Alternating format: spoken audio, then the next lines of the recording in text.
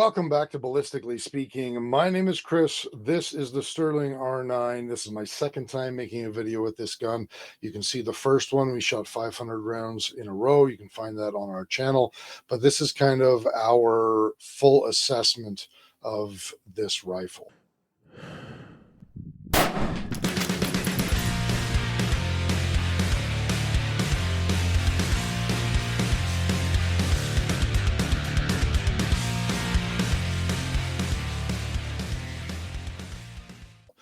First of all, I need to let everybody know that Sterling Arms International is a sponsor of Ballistically Speaking, and take that into account when you're considering everything that I say. As always, as I always have been, if you've been watching the channel for a while, you'll know this.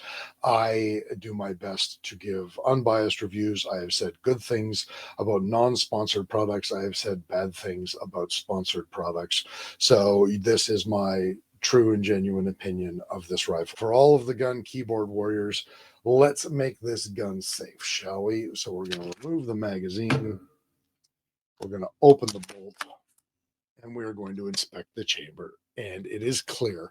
Why is it clear? Because I'm not stupid enough to store guns and ammunition together. Well, ooh-la-dee-da, Mr. Frenchman. Okay, let's talk about this, the features of this gun. It is an 18.5-inch barrel. 12 or I think 12 inches of that barrel are rifled. The remainder are this kind of permanently affixed shroud with a dual ported brake on it, I guess. I think the intention of that was more just to make it lighter than it was to try and, double up your braking power. It has a standard handguard, full Picatinny rail. It is what you would expect from a modern sporting rifle for its manual of arms. It has a standard modern sporting rifle bolt release paddle. Obviously, pressing the bottom of that is for your bolt hold open. It has a standard selector switch for your safety. This is for my safety. Now, from this one does not come ambidextrous. It comes as a single. You can swap it out with any aftermarket ambidextrous safety that you've got. It is a non-reciprocating charging handle. It does have a dust cover. The dust cover fits quite well. The magazine release is the only thing that's maybe a little bit different. There is a button up here for the magazine release. It's a little far forward to be able to manipulate just with your index finger. Luckily, there is a paddle release right here that works really well. If you want to strip with your thumb, you can strip it with your thumb. If you want to strip it with your finger, your index finger, I find that works really well. Do the magazines drop free? For me, yes. For all intents and purposes, yes, they do. I have 3 magazines, 2 10-round magazines, 1 5-round magazines. All 3 of them drop free.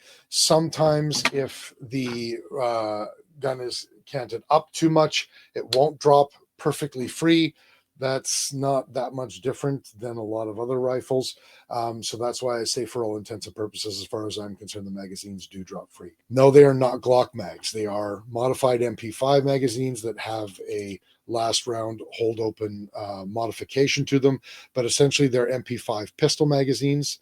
And you may like that, you may not like that. I think just like everything else, Ford, Chevy, Glock, MP5, take your pick. I really like these mags. They're solid construction. They're solid steel magazines. I found them to be very reliable. They are double stack, very easy to load. As compared to Glock magazines, not quite as easy to load. I know you can get up Lulas, all of that sort of stuff, but I've appreciated that with these magazines quite a bit. In terms of takedown, it is what you would expect from a standard modern sporting rifle. You have a takedown pin right here. What is really nice, when you fold this open, the spring is not under tremendous amounts of pressure, so it will not go shooting out at you, and you can simply pull the bolt carrier group out with its captive buffer spring, and you can insert it back in just the same way. Just put it under press a little bit here, get it past and then you can I can't, but you can't, because I'm trying to do it on camera. You can fold it back in, and you press your takedown pin back in, and you're done. All your cleaning needs are met, just the same as they'd be on most other modern sporting rifles. There is a pivot pin that is also removable. The upper and the lower can completely be separated, and that is great for cleaning. The trigger. How does the trigger operate? First of all, it's a little bit heavy. I'm not going to lie. For a duty trigger, I wouldn't say it's too heavy, but you're not getting any feather-light triggers, and for this type of gun, I don't think that's a problem, especially because there's practically nothing for travel. Very clean break, and if I can do this on camera, it has a very solid reset and break again. I actually really like this trigger. I don't care that it's a little bit heavy with what you're using this for, for sport shooting, or if you were going to take it backpacking. It is non-restricted, that sort of thing. You don't really want or need a super light trigger. Maybe PCC competitors might want a lighter trigger on it. I can totally understand that. The elephant in the room is, how long will this gun be around? I think if this gun is around for a while and doesn't get caught up in more liberal garbage over the next several years, I expect that you would see lowers that are compatible with aftermarket triggers like Trigger Tech. But for right now, that is not a thing. The furniture is what you would expect. This is a Magpul branded M4 stock on a buffer tube. It does have an off-brand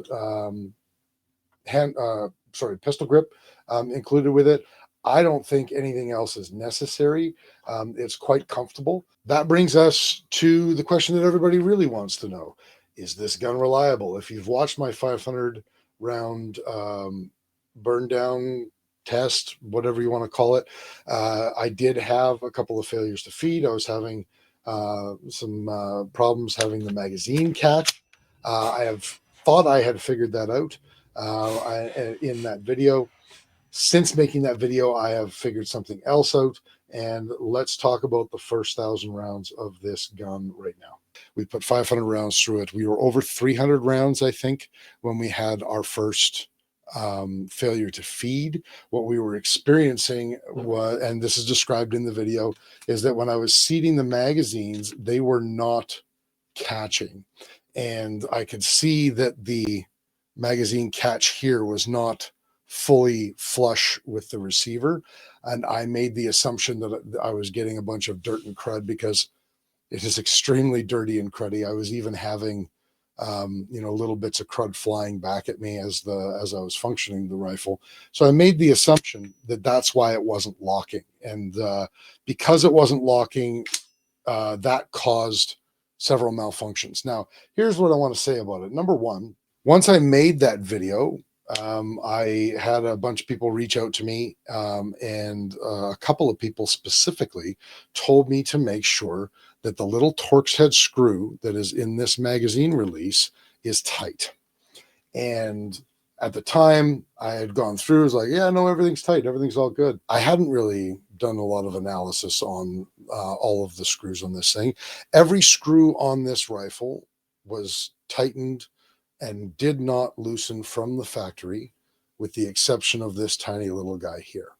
I put a Torx head screwdriver on it, tightened it up, just hand tight. And in 500 rounds additional, I haven't had a single problem.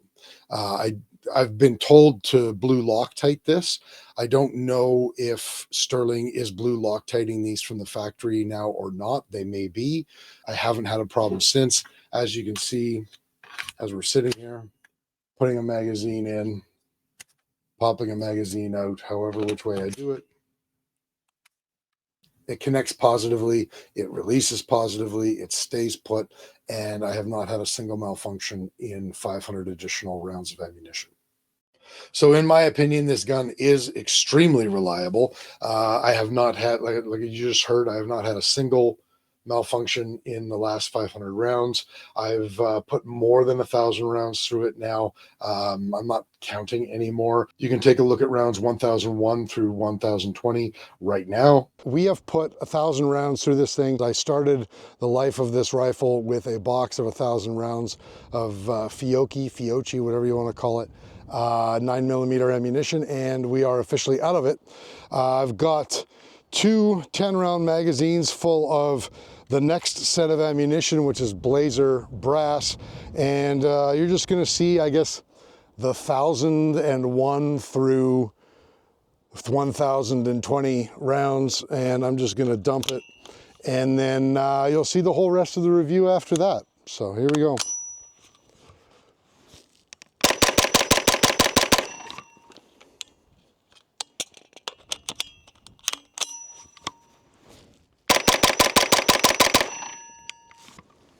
I've had other people shooting this gun. We've had no problems. Everybody who touches this gun seems to really like it. And in terms of reliability, I think it is extremely reliable. As you saw in the 500 round video, it shoots brass like 15 feet in a pretty consistent pattern. It's just great. Now for why so many of you are really here. Should you buy one? It is about a $1,600 rifle. They are a little bit hard to find right now because they're selling like hotcakes. The future of the gun is in question. The future of all guns in Canada are in question. I think if you're the kind of guy who is not going to buy any more guns because they might get banned, you might not want to buy this gun either, but you're not really buying guns now, are you?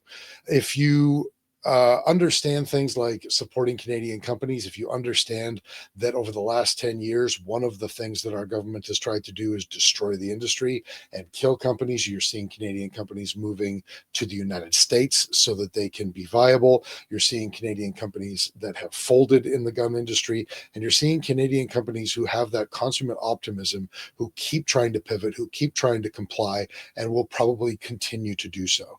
If you don't support those Canadian companies, they will not continue to exist.